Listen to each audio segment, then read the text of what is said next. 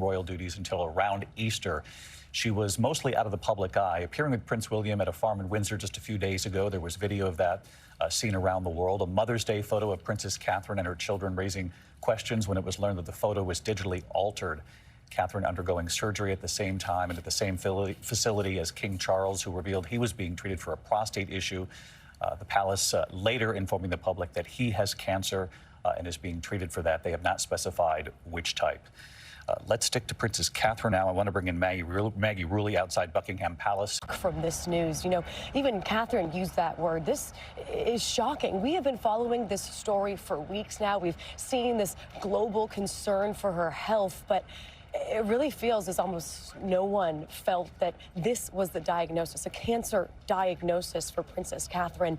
I think right now people do have a lot of questions. People ask Kensington Palace what kind of cancer, what stage of cancer. Right now they are saying this is a private matter and it's going to stay that way.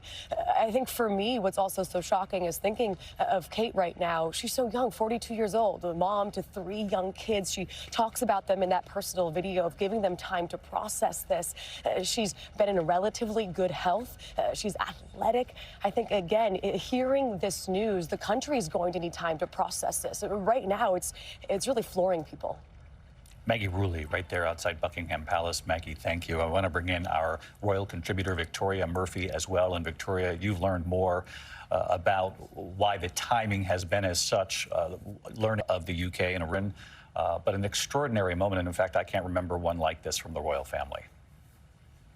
No, exactly, and neither can I. And now we have a situation where we have both the King and the Princess of Wales being treated for undisclosed forms of cancer. It really is unprecedented, and it does have that very destabilizing effect, David. I mean, I was in a call with Kensington Palace earlier on today where this was laid out for us and it was explained to us. And as Maggie said, the overriding sentiment there was just complete shock that this is what we are hearing. And things that they were very keen to get across. One, in a video message to talk direct came across, David, was how so much of the decisions that they have made in the past few weeks have really been about focusing on their children and putting their children first. And even the timing of this announcement really is all about, I think, protecting the children, because their children, George, Charlotte and Louis, have just broken up for their Easter holidays there. So they're now able to take the children away from their school environment, keep them in a bubble with them and really protect them from the outside world while this news and while this reaction hits the rest of the world and while people are talking about it. The inference there that we got from that discussion that we had with Kensington Palace was that it took them some time to tell the children. It doesn't seem like the children were told straight away, but they are not giving us lots of specific information about what has gone on behind the scenes because they are also trying to maintain their privacy. Victoria, I would also imagine timing of this at school and elsewhere, that this will be a time for the family and a somewhat protected time. Also would explain why there's been this sort of time frame in waiting to tell the public. I think that is exactly right. I think that is exactly it. She has been processing this information. She's been discussing it with her husband, and they've been considering how to talk to their children about it, bearing in mind that their children go to school, they go to school with other children, they interact with other children. Even things like telling their children something like this and then asking them not to talk to anyone about it is a difficult thing to do. So all of these things will have been going on in their minds. And I think the timing of this announcement is about the fact that they can now take their children away from the outside world. They're going to be having time as a family, and we've been told that not to expect to see them appear at that Easter Sunday service. This announcement also answers that question that had sort of been bubbling up recently: when are we going to see her next? Because of course there was a video of her seen walking, looking well, looking in good spirits, and so people were starting to ask, well, will she be at the Easter Sunday service with other members of the royal family? And so this now answers that question and gives us a lot more context for understanding why they're not going to be there as a family. Victoria Murphy with us here as we report the breaking news from Buckingham Palace. Princess Catherine revealing a short time ago that she is undergoing preventative chemotherapy for cancer. Victoria, thank you. I want to bring in Dr. Darian Sutton, who's with me here on the desk in New York. And It's really impossible to speculate what's happening here, at least from a medical perspective, because when you hear preventative chemotherapy, this really could be a category for a number of different types of cancer. Absolutely, David. So when you talk about preventative chemotherapy, it really depends on what type of cancer we're talking about. It can be different from one patient to another. The main goals of preventative chemotherapy commonly when they're used in the world of oncology is number one, to prevent the risk of recurrence. And then in certain cases, the surgeon or the oncologist might be concerned that there are residual cancer cells there. And again, that goal of that preventative chemotherapy is to prevent those cancer cells from becoming a problem in the future. So that's sort of two different categories. There could be a situation where the cancer they believe is out, but that they would prescribe preventative chemotherapy to make sure or to try to ensure it doesn't come back. There could be another scenario, for example, where they might believe there could be some cancer left and they want to try to go at it right away. And that is quite possible. And also the type of chemotherapy is also indicated or dictated by the type of cancer we're talking about. In certain cases, you can have targeted chemotherapy, and in other cases, you can get more general chemotherapy. Now, that's important for the patient to know about, just in terms of what to expect. And when we hear about abdominal surgery back in January, this had been reported at the time.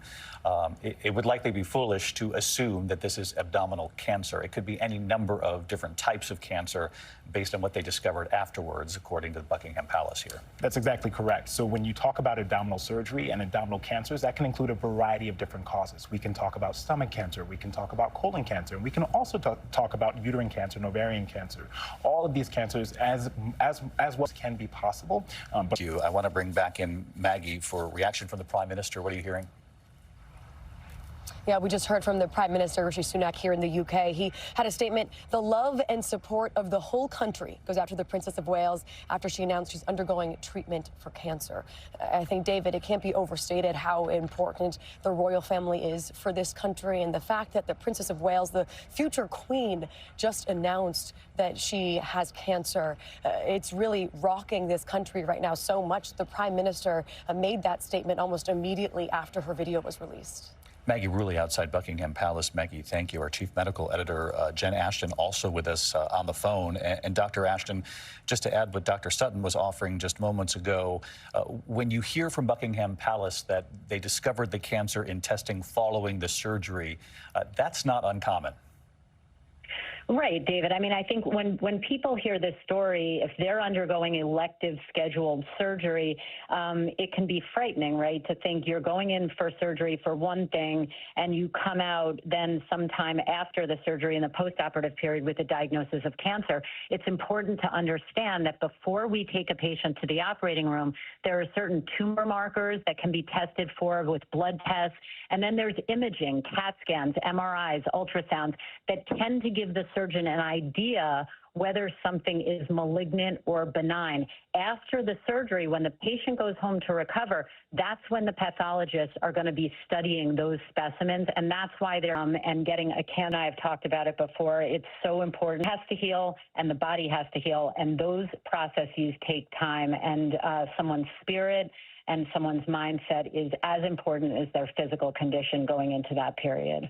And we cannot overstate the fact that she is 42 years old, the mother of 3 young children, so she ought to be afforded all the time that she needs to get stronger and to get better. Jen Ashton with us as well. Jen, thank you as always. I want to bring in ABC News contributor, royal editor at the London Evening Standard for one final thought here. Robert, you and I have been on the air covering the royals so often, and I can't remember a situation, first of all, where we've heard Princess Catherine at this length in front of the camera with a message being seen by the world, and certainly under these circumstances, but also big picture here to know that the king is battling some form of cancer and that Princess Catherine now says she's being treated for preventative chemotherapy for a type of cancer as well. This is an extraordinary moment for the royal family. Well, David, as Maggie said, this is deeply, deeply shocking. I think a lot of people didn't expect anything like this. Not only to have the king, who's obviously not really, only he's carrying out constitutional duties, but he's recovering and being treated for cancer. But the other real star performer, the Princess of Wales, to come out and what I thought was a courageous statement, the way she gave that address. It showed what a steely character she is, and what your guests have been saying about how important it is for her to have the mental application to deal with this. I have no doubt whatsoever she has that. She's somebody who I think is a very strong person, You know, not only she is the mother of 3, but she's deeply committed to the royal family and to making sure that she, and I think there was what I felt in that statement was that real determination to beat this. And I'm sure that the media will give them the time and space that they need. But it does, in the bigger picture, put a lot of pressure on Prince William, the Prince of Wales, the heir to the throne, and the other members of the royal family. There are fewer and fewer, it seems, but with the 2 star performers, the King and the Princess of Wales, out of action. It does draw a lot of attention on Prince William, who's got a lot to deal with at the moment. Robert Jobson with us as well this afternoon as we report the news that's coming in from Buckingham Palace. Princess Catherine and that statement to the world, to the people of the UK and certainly around the globe who've been concerned about her absence in recent weeks, saying she is being treated with preventative chemotherapy for a cancer that showed up in testing following that abdominal surgery. We should mention the White House addressing this just moments ago, saying our thoughts are with the Duchess of Cambridge and her family, her friends during this incredibly difficult time. Certainly, we wish her a full recovery.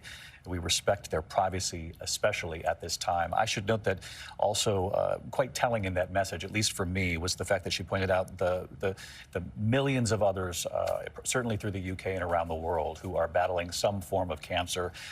She indicated that her thoughts are with them as well as she fights this in what has become a very public way beginning today. Our coverage is going to continue. ABC News Live, abcnews.com, and of course, I'll be back with the entire team a bit later for World News Tonight. I'm David Muir in New York. Until then, good day. This has been a special report from ABC News. Good morning, and you have been watching an ABC News special report regarding the Princess of Wales announcing that she has begun cancer treatment. This is Eyewitness News at 11 a.m. We'll have more on the treatment and the condition throughout the day here on Eyewitness News. But good morning to you. I'm Philip Palmer. And I'm Giovanna Latta. Angry and concerned parents are speaking out this morning after someone was caught on video pulling a gun on students at Diamond Ranch High School in Pomona. Eyewitness News reporter Jaysha Patel is live at the school where the incident has also sparked fear among parents and students.